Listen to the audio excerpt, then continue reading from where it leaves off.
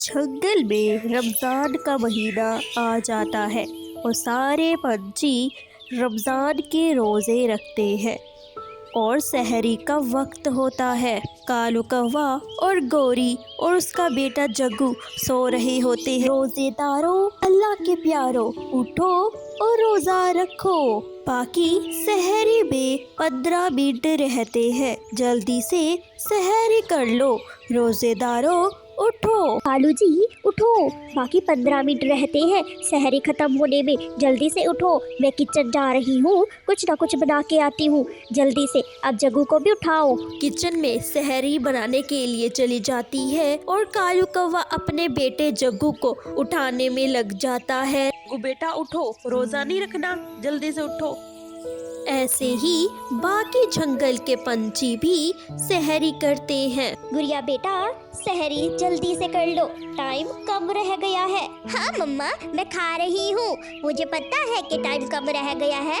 मम्मा इसके साथ आज मेरा चौथा रोजा है, ऐसे ही मैं सारे रोजे रखूंगी। बेटा सारे रोजे रखेंगे, अब बातें कम करो और खाना ज्यादा खाओ, टाइम खत्म होने वाला है। फिर जब टाइम खत्म हो जाता है तुम तेजी से खाने लगती हो। रोजेदारों, खाना पीना बंद कर दो, सहरी का टाइम खत्म हो गया है। गोरी, मैंने तो अच्छी तरह कुछ खाया भी नहीं और सहरी का टाइम भी खत्म हो गया।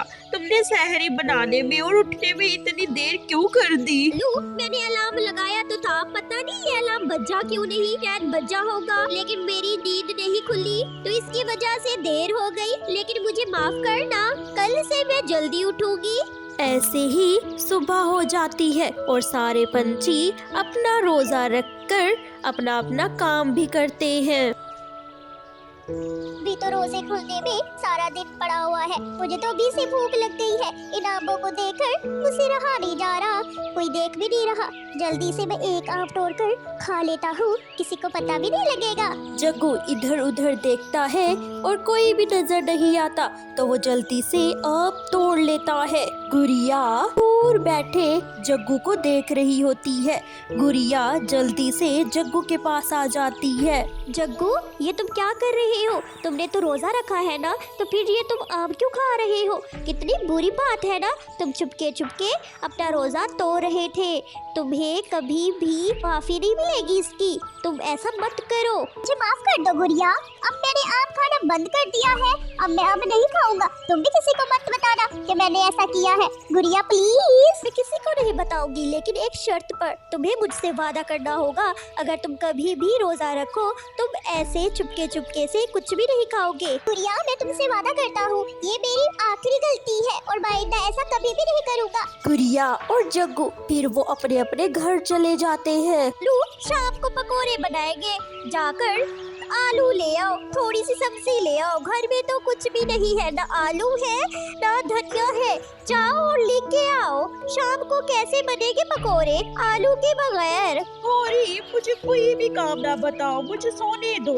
मुझे तो रोजा लग रहा है, मैं कैसे जाऊंगा आलू लेने? अगर मैं आलू लेने चला गया ना तो रास्ते में मैं बेहोश हो जाऊंगा। मुझे बहुत रोजा लगा हुआ है।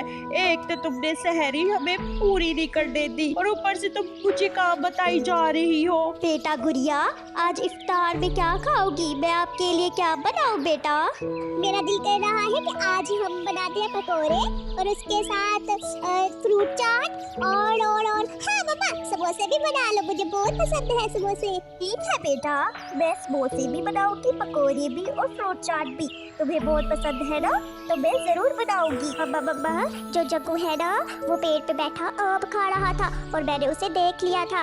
मम्मा, वो चुपके चुपके आम खा रहा था। बेटा, अगर तुम लोग चुपके चुपके भी आम खाओगी ना, बेशक आपको कोई नहीं देख रहा होगा, लेकिन अल्लाह आपको देख रहे होते हैं। आप ऐसा ना कहो कि हमें कोई नहीं देख रहा और हम कुछ भी खा लेंगे। ऐसे ही इफ्तार का वक्त हो जाता है और जंगल के सारे पंछी अपना अपना रोज़ा खोलते हैं। हमने तो पेट भर के सब खा लिया है, लेकिन पकोड़े बहुत ज्यादा बच गए हैं। तुम ऐसा करो, बबली कबूतर को थोड़े से पकोड़े दे आओ, और ऐसा करना थोड़े से पकोड़े गोरी कवि के घर भी दे आना, ठीक है बेटा? हाँ मम्मा, मैं जाके दे आती हूँ। बबली कबूतर तो बहुत खुश हो जाती है जब हम उन्हें कुछ देने जाते हैं। मैं जल्दी से पकोड़े जाकर दे आती हूँ। हाँ बेटा, बबली कबूतर बेचारी बहुत गरीब है। देखो, इसलिए तो हम रोजे रखते हैं रमजान शरीफ को, कि हमें गरीबों का एहसास हो, हमें हमदर्दी हो गरीबों से, हमें पता चले कि कैसे गरीब वो सारा साल कैसे भूखे रहते हैं, तो हमें उनका एहसास होता है। ऐसे ही चिड़िया कबूतर के घर पकोड़े देकर फिर होरी के घर पकोड़े देने आती है। आंटी, मेरी मम्मा ने आपको पकोड़े दिए हैं, ये लो पकोड़े। ठीक है बेटा, ये पकोड़े मुझे दे दो, मैं आपको खीर देती हूँ। आज मैंने खीर बनाई है और अपनी मम्मा को देना।